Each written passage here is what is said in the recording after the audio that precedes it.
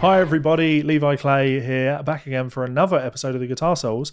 I want to say that this is episode 6, is it 5? 5. I don't even know anymore. It feels like I've been doing this for a lifetime.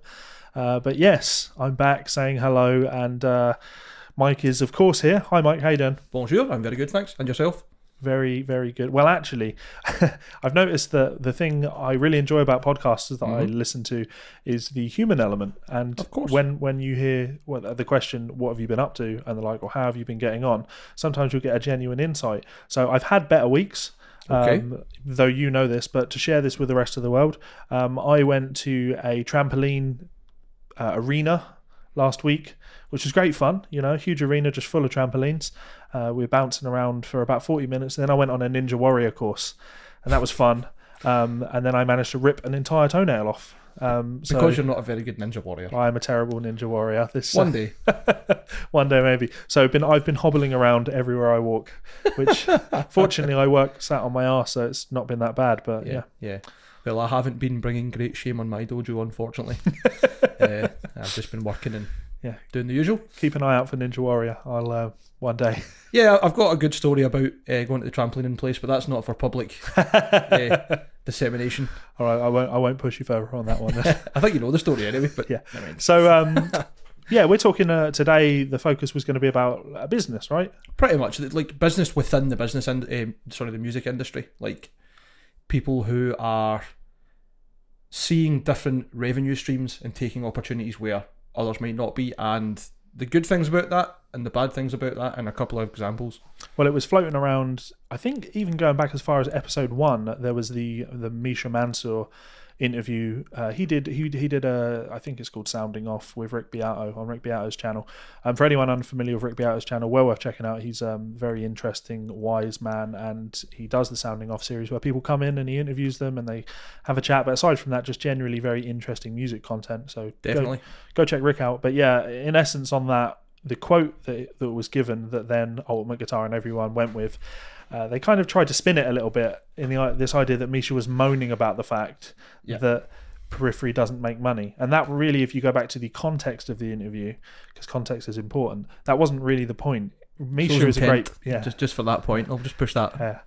Misha is a great businessman, as we know. If anything, he's trying to pass off that lesson to people that, look, Periphery doesn't make money. We do this because we love it, but it's important for us to work out other revenue streams if we want to be able to continue doing the thing that we love doing and bringing you the music that you enjoy. Well, that's it. It not only sustains their lifestyle, but no doubt it will supplement whatever losses they make when things don't go right on tour.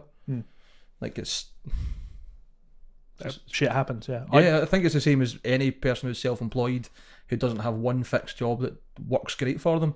You need to have little different avenues of income, otherwise you're not protected when it comes to cash flow. Yeah, I think when people hear a story like that and they think, oh, boo-hoo, poor you, Misha, like obviously you're making a fortune going out and touring, but yeah, the reality of it just is that they're not getting paid $5,000 each going in their pocket after every show. Like that's not how things work. I did a post on my Facebook just recently.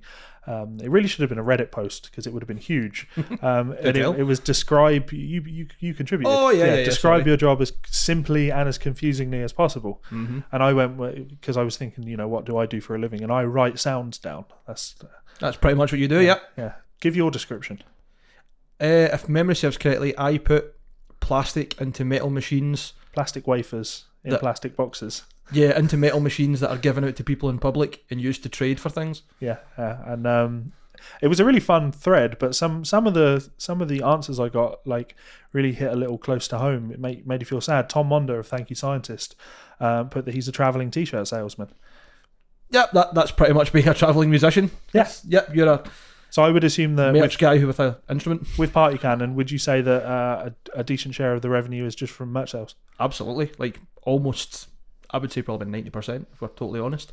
We're lucky at the moment that we can be very selective of which gigs we play. And I don't mean that as in like we turn gigs down all the time, but we look at what's going to be good for it, what's going to be bad from it, if it's going to cost us too much money, or if we're going to at least break even. And that's generally what we go for, is getting enough money to cover travel and accommodation costs, accommodation sorted, a meal and that's pretty much it. Like, we're not hard to work with, and I don't think most bands in the kind of genre of music we play, or even the size as a band we play, can ask for much more, unless they're doing it as an actual tour package and start to go down the very professional route. But I just a story popped into my head because I did an OPEF column for Premier Guitar this month, and that's why you've been obsessed with them for the last few weeks. Yeah. Quite rightly. It's pushed me back into my childhood years because I used to love OPEF, and evidently I still do. I was reading a Michael Ackerfeld interview, and he talked about exactly that, having to merchandise and things like that. Oh, totally. And he told us, somebody asked him, I think it was Guitar Messenger, they asked him, tell us a story that you've never told before that people would find funny. And he said, well, I think I told this story before, but it deserves more knowledge. People should know about this. There was his Converse were completely shot to shit, and he needed to get a new pair of Converse. So the band said, as a joke, let's put Michael's torn to shred Converse on our merch stand, and we'll have an auction and people can bid on them. And I think someone ended up putting a bid. It was either $200 or $2,000. Now I appreciate that there's a huge difference between those two things, but still a lot of money for shot to fuck trainers. Yeah, and the person actually paid it, and it, Michael was like, actually, this is a joke. This was a total joke. So they took the guy back onto the tour bus, and they gave him his money back, and then they signed all the merchandise and gave him all of the merchandise. That's cool, man. Yeah, Michael's a sound guy by all. Yeah. He definitely seems it. Seems it. And I noticed that actually when I went to see Periphery in Anaheim on their merch stand when I went in, if memory serves me correctly, they had used pickups and things. Really? Things that we'd had these in our guitars. And well, that's quite interesting, because that's really just the kind of thing that most musicians do anyway when they're buying and selling gear.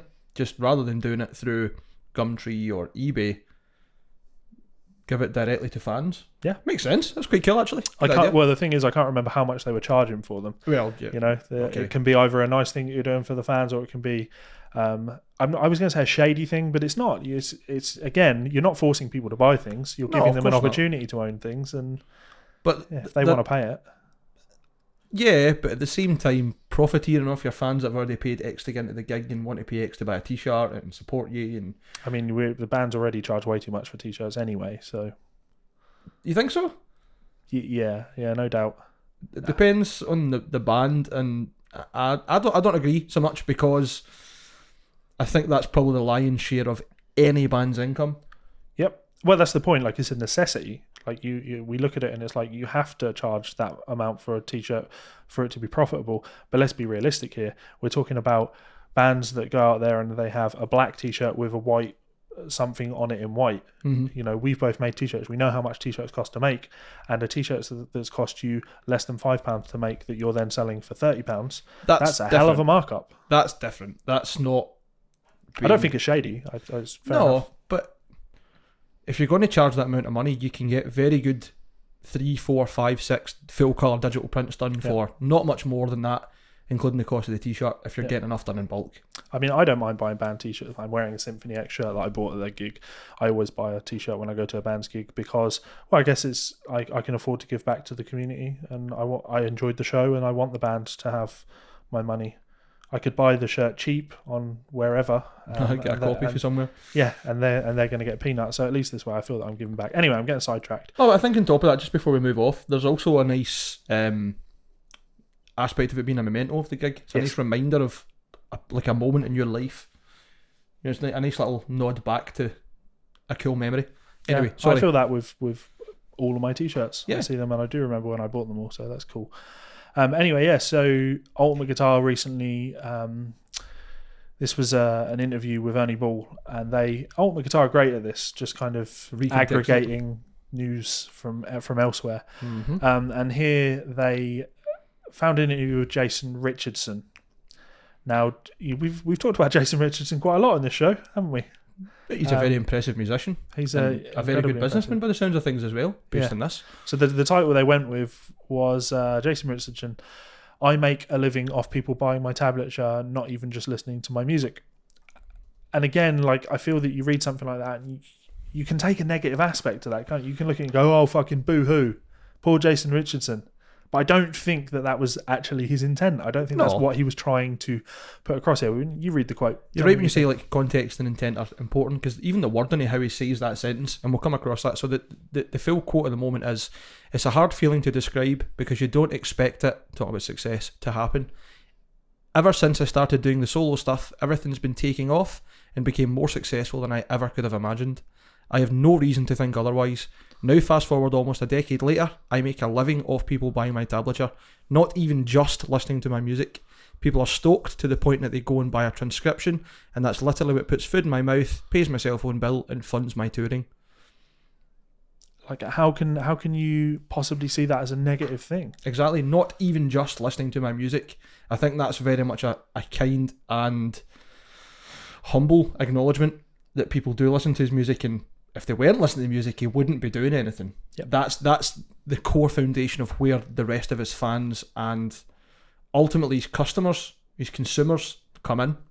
And even when he says like what he's paying for, food in his mouth, and that's a common sense one. Everybody needs food, otherwise you die. Cell phone, it's a necessity these days, let's be honest. No one goes without their phone. And funds my touring. He's quite clearly using the money that people are giving him from stuff as a very clever way to self-promote and actually go out there and meet people and do his thing. That's cool. That's really at the heart of what most professional musicians who are on the touring circuit in that respect have to do. You have to find ways to fund it. Like, Party Cannon don't always get enough money from guarantees and stuff for gigs, especially if it's like one-off things at festivals and stuff, to cover costs. So we're lucky enough that our business model of going with merchandise and having interesting t-shirts, and usually doing them in limited runs, we can usually do a couple, and that'll help pay towards flights, accommodation, ferries, petrol costs, any of these things, which is just the same as what Jason is doing, except his is written down tablature. Yep. I mean, Party Cannon probably could do that. I mean, I don't think anyone would buy it. No one wants to look at the tab and go, fuck that, because that's how I do when I'm trying to learn the songs. They would, though. Like, essentially what I was going to say is, like, a big part of my income is doing that for bands. Oh, definitely. And the amount of people I've approached over the years, and I'm like, you know, you've got some great stuff, and you're just not capitalizing on your publishing. It's just sat there. I know that you're not talking about Party Cannon right now. Well, like, ultimately, yes. You don't need me for that, because that's the point. Like, you've already got all of the Guitar Pros for your stuff, so you've got a product that could already go out there. And yeah, all right, you might only sell a couple, but so what? A couple is still a couple. You're right. Income's still income. Yeah, and you know, same for bands like Thank You Scientist. It's just not a bad thing to offer something to your fans. Again, you're not twisting anyone's arm into buying something. You're saying, well, here's just one more thing that is there if you are interested in it. Of course. And there's always going to be people, especially in the current climate of, I wouldn't say young people, but anyone coming into learning guitar at the moment and getting into metal, tech metal, prog, instrumental stuff. Jason Richardson's right in the middle, to be honest. That's what they want. They want to learn how to play the music correctly. They want tablature that's accurate. Yep. Everybody knows these days that pretty much any guitarist that doesn't play in a professional context in terms of like wedding bands or for studio or session purposes generally relies on tab. I'm the same. I've played guitar for approaching 16 years, and if you put music in front of me, I would probably be like, you'll need to give me 10 months to work that out. If you write a tab in front of me and I can hear it through Guitar Pro, press and play in the RSE going, or whatever other program, instantly you can go, alright, cool, and you start to attribute it to stuff that you've already done because you've learned tab. Yeah. And it's a great thing for people to get into as well. It's hard to learn music. It's not hard to learn tab. Yeah. There's a number for your finger and it puts on a certain string. Yeah. Yeah, I obviously transcribe for a living, but I still spend money on transcriptions as well, because like I'm taking an interest in, you know, since getting the 8-string and being in the gym more, I'm listening to a lot heavier music than I have in a long time. We're corrupting them, man. Yeah, it's going well. And I'm enjoying it, and there are bands that I hear and I go, wow, that's just like, I've never heard anything like that before. When Gent started to kick off, getting over a decade ago now. Mm-hmm. We're getting old, mate. Yeah, I know. It was cool to me, and it's even cooler now, though, that I can go on a website like Sheet Happens, and we're going to talk about Sheet Happens in a second, and I can get like the Tesseract tab book, and to me that's really useful because I can look at like the clean sections on a song and listen and see how they've layered their guitar parts. Mm-hmm. So for someone, an academic like myself, someone that's interested in the study and the learning and the education side of things, it's an invaluable learning tool. You're right. And as ridiculous as this sounds, you fall into that category, like the party cannon stuff. If somebody came to me and said, I would like to learn a bunch of slam def stuff, I would have no idea. I don't think anyone does, because there's not a good resource on it. You know what I mean? No, you're right. It's quite I wouldn't say an underground genre, but it is. It's not out there all that much. It's becoming more popular, and it's not inaccessible. But you need to kind of embrace the culture and go headfirst into it to start to see which bands are popular for which reasons. Some bands are popular for being slow and having the most amount of slams. Some are popular because they do a good mix. Some are pioneers because they're putting in different genres and top it and different stylings and bringing their own flavour to it. And I think, yeah, you're right, because I don't imagine if we went on to Ultimate Guitar or any other free tablature site and wrote in Party Cannon or any other kind of slam brutal death metal band, anyone like that, there'd be many tabs, except people who probably have usernames that make it incredibly obvious they are in that music scene. Yeah. 666 slamming death. But even then, you're only getting their interpretation, and they can be wrong. When I was doing the OPEF column for Premier Guitar, I wanted to, learn a bunch of OPEF tunes. So I listened and I transcribed it. So I was like, well, I'm not entirely sure what that chord is. It's hard to hear exactly what's happening there. Mm-hmm. So I'd look at a few tabs, and between 5 or 6 free tabs of the same song, you'd see totally different ways of notating it. Yeah. When you go to a site like Sheet Happens, and here's the plug, you're not going to get that. You're going to get someone that's either had multi-tracks, the stems to work with, a transcriber that's worked from the stems, or they're going to have liaised with the artist to make sure that things have been done right. And Sheet Happens, hit up Party Cannon. Because, just looking through, for anyone unfamiliar with Sheet Happens, like I'm just scrolling through their catalogue now, and we got Intervals and Plenty. And Periphery. Yeah. Angel Vivaldi. Dillinger. Like, this is music that'd be very hard to work out. Full of Troy. Yeah. Who else? There's so Animals many. As Leaders. August Burns Red. More Plenty. Revocation. Tooth Grinder. Like, Tooth Grinder are quite a heavy band. Like, I think these are bands that it would be hard for you to work out and transcribe what's going on yourself, either because it's really heavy. There's Sithu Eye. That's good.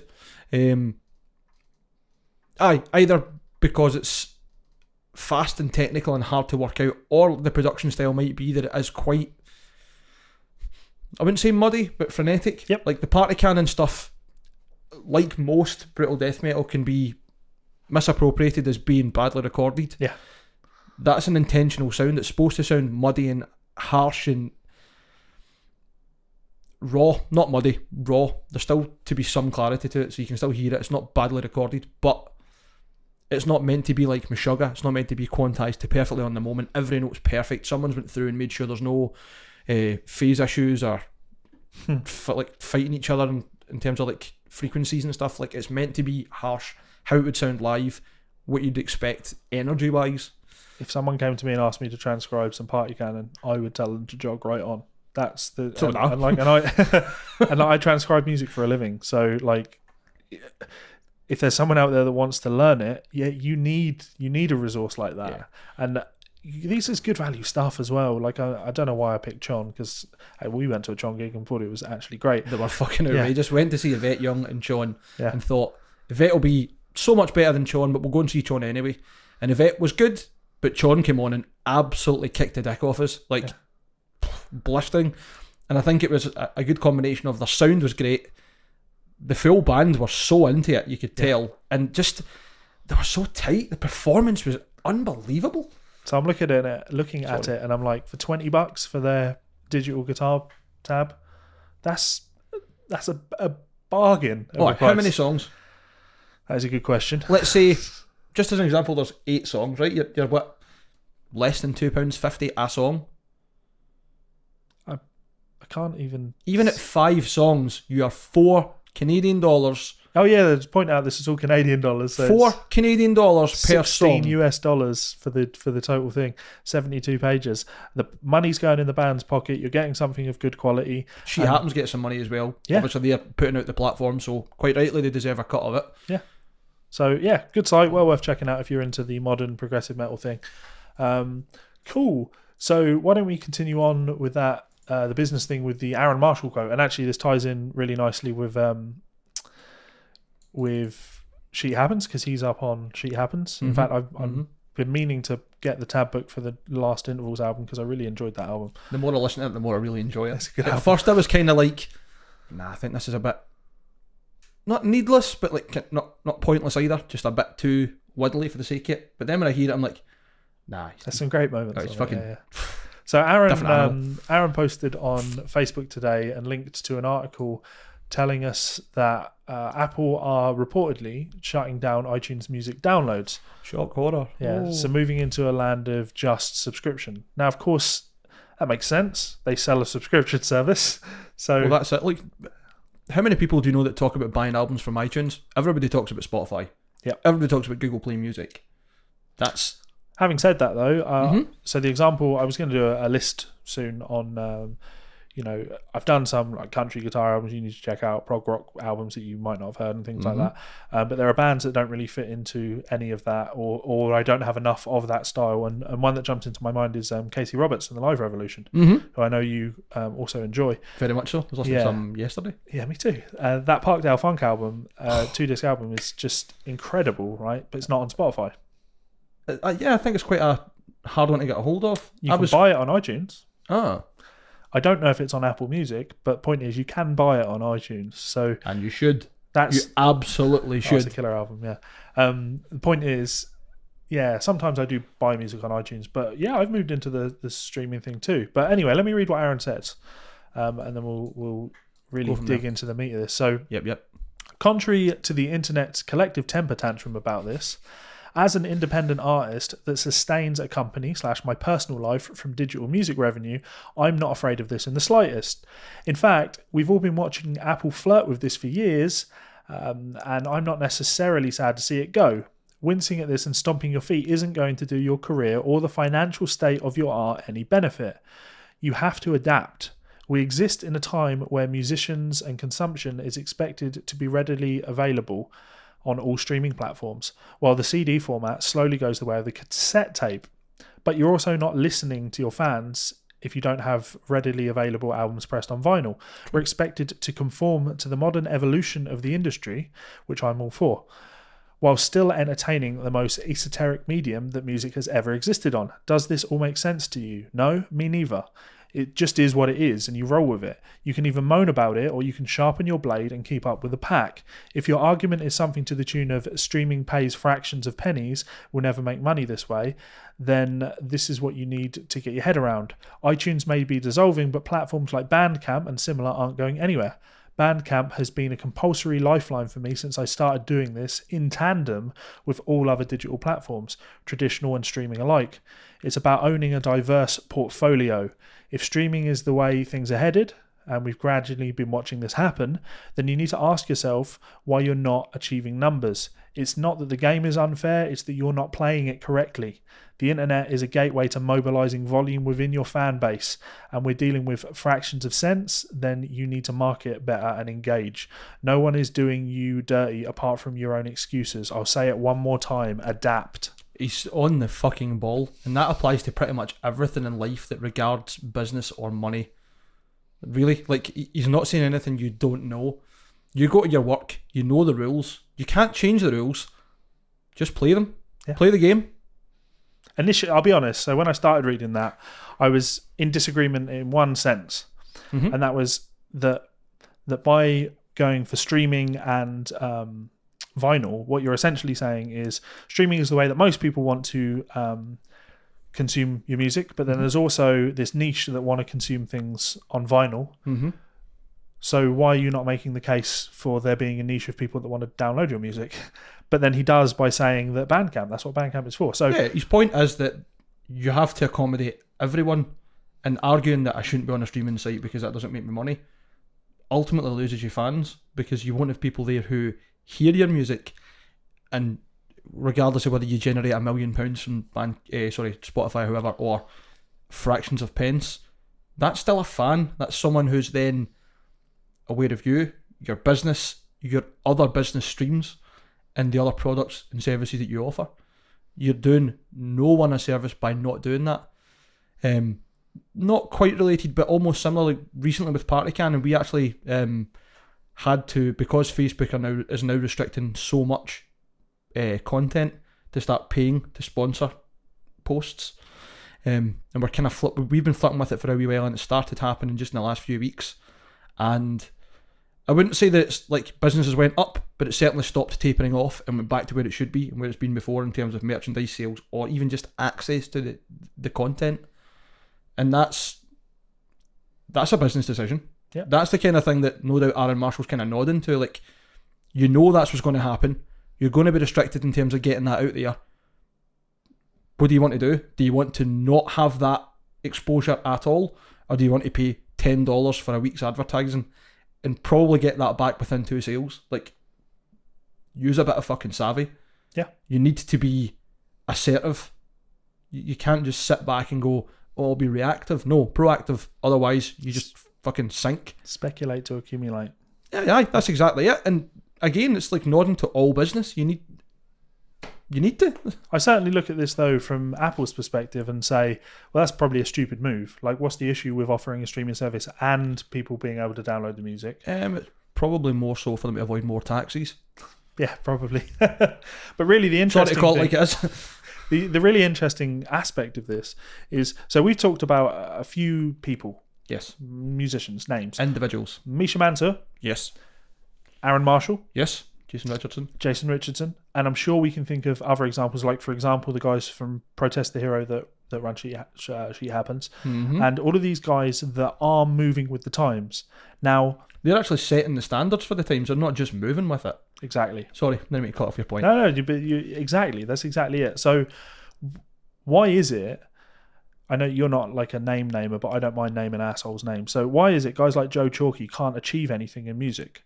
I don't know who Joe Chalky is, so... Yep, and it will remain that way forever. Because, is that a good thing or a bad thing? Doesn't matter. Musically great, socially stunted, shall we say. There's a few exceptions to that, though, like the socially stunted guys that still done very well. No offence to him, but Alan Holdsworth wasn't exactly a social butterfly. But he also wasn't successful in business. Well, he done all right. He had a few signature guitars, and he's well known as being... And he died penniless. Well, it was really sad to see. But anyway, like, Joe musically, like, pretty gifted, like a very, very just a Sean Lane level of talent on the instrument, has all the ability, but also believes that it's not his problem to be able to do all the other things, like record yourself and market yourself, and then be able to find these alternate revenue streams. Just when you say it's not his problem, do you mean he's not responsible for it and he's got people in place to do that, or that he's expecting people to come to him and deal with all of that? People should be doing that for him. Like, I'm okay, you're going to pay them a salary then? Exactly. And yeah, so that I don't want to focus in on Joe Chalky because it's not about Joe, but he's a good example. Just because I had a run-in with Joe, because I tried to help him when he did a crowdfund and it went dreadfully, and I was like, well, you know, this is why, but we can turn this around for you. You can fix all of this. And he was just an asshole about it. But point is, there's tons of guys like that out there that seem to just be digging their heels in and saying, it's not my responsibility to market myself. Mm-hmm. My job is to make music, and, you know, my fans should market, or whatever. Move with the times. Again, to quote Aaron Marshall, fucking adapt. But even on top of that, surely that just shows a willingness, a lack of passion for what you're doing, and more so just seeing it as some sort of imaginary, big emphasis on imaginary, quick get rich scheme. With Party Cannon's recordings, now the last recording we did was pretty good. Like, it was over 3 different studios. We'd done it from different times, but there wasn't any major, unbelievable fucking stress times. The one before that, we were recording all the tracks. I wouldn't say ourselves, but we had a few people who helped us out. Hamish from Laceration and Duncan. Thanks again, guys. But Hamish couldn't continue doing it, so we then had to do it with Duncan. And like, We sat in this guy's house for 15, 16 hours a day for about 2 weeks trying to get the tracks done properly. And that was just guitars and bass. And what a fucking nightmare it was. But it's a labour of love. Yeah. You're sitting in someone's house, just want to go to your bed, you're working the next day, you're up in 6 hours like, I've just spent 9 hours playing guitar and my hands are numb, my brain's numb, and I'm pissed off with the idea of music in general. But then you think about, how's it going to sound when it's finished? And you hear a track back, even with some shitty guitar sounds over it, and you go, well, that was fucking worth it, that's good. And it's because being a musician isn't really about business. I mean, you need to be a businessman to be a musician, but that's not why most people get into it. Point is, you need both. Of course, there needs to be a good balance. Music business, music and business. There's 2 words. You can't, if you just have business but no musical ability, then you've got nothing to sell. But likewise, if you're a great musician, and you're lucky in the sense that like Chris is pretty switched on. Oh, Chris is a fucking genius when it comes to business stuff. Like, and I say genius, I'm not trying to blow smoke up his arse because he's still a wank. Love you, Chris. You're right. If you didn't have that, you'd be fucked. Oh, definitely. And I think he's, if we're totally honest, he is the spearhead of the campaign when it comes to anything to do with Party Cannon's social activity. And that's where the band does really well, because people see us as just being daft, and everything except the actual music itself generally isn't that serious. Yep. The image of the band is, we play really heavy music and we want to fucking destroy things with the music. But we don't have to stand in band promos. Everyone is pushing up our biceps, arms crossed, chiseled chins, hoodie up with a hood over our face and a skip cap with the most brutal logo t-shirt we've got in the house, like standing in front of broken down buildings or whatever. Like, you don't need to hit all the cliches to do well in music. You just need to have something to sell. And luckily for us, our niche, I wouldn't say gimmick because it's not quite a one-off, but our niche is to go and do something a bit different. And that's music in business. Yeah. Yeah. People like us for the music and hate the fucking logo and think we're stupid. Other people like the logo but don't like the music. Cool. If they both want to engage in some direction towards the band, I'm all for it. Yeah. And yeah, you've got a good idea and you can market it. That's the key thing, is just that, like understanding how to market yourself and diversify. Like if we go back to what this all started over, it was all that Misha post and people misinterpreting what Misha was saying. He wasn't complaining about the fact that Periphery doesn't make enough to live on. I mean, are you trying to say that the internet is full of clickbait titles that are there just to catch your attention and probably have been taken out of context and intent? Yeah, and you mean that's the nature of the internet? Yeah, and that no one else can decide what the context and the intent of your sentences or your actions are. Is that what you're trying to say, Levi? I mean, I was trying to say that, but we know legally that's not the case. So not anymore, anyway. Not anymore, anyway. But yeah. we won't go there. No. Yeah. Point is, like, and this will have a clickbait title, of course. But point is, like, you have to diversify, and right. you know, to like maybe poke at Misha a bit when he talks about making a living. He's talking about a living that is acceptable to him. You know, I could get by on 12 or 14 grand a year, something like pennies. Yeah. But it wouldn't be an acceptable standard of living based on how I want to live. Yeah. So maybe Periphery would put Misha in a place where he was living like a fucking student, but he's not a student anymore. He deserves to have an income that is reasonable based on the joy that he fucking brings people. And you know, Periphery are insanely popular, and therefore they bring a lot of people joy, so you would expect that to be reflected in his life, so to the way he lives. So having signature guitars and you know, the precision drive, and I'm sure, I mean, does he some part of Get Good Drums, is that his venture as well? I would assume so. I think that's just Nolly. Well, I could be wrong, but point is, I know he's working with Joey Sturgis on some plugins and things like that. Okay, that'd be interesting. So point is, at least I think he is, I'm pretty sure he is. Point is, you know, diversifying, not a bad thing. Just of course it's not. It's the sensible thing to do. If I had to make a living solely on transcriptions, I'd get by, but I wouldn't be happy. Same with Lick Library DVDs or the books or teaching or anything like that. Like, they all contribute to a larger thing, an actual fucking salary. Yeah, let's be totally honest. Every successful person, or not every, but just about every successful person in business has a diverse portfolio. There's maybe one or two who have been very lucky that their one thing has made them a lot of money and kept going in that sense. But Best example, Richard Branson. Everything's now under the Virgin brand, and Virgin owns, or at least has part of, almost every single bit of business industry in the world.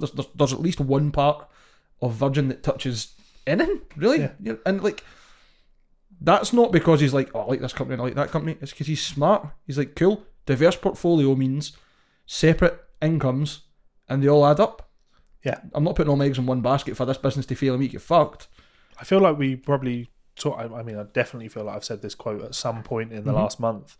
But yeah, in business, a diverse portfolio is what you need in order to be successful. Oh, definitely. To be rich. In music, a diverse portfolio is what you need to survive. Oh, aye. You're not floating if you don't have that. Yeah. So I'm sure we can move on from that as a subject, though. Why don't we throw in a fun subject?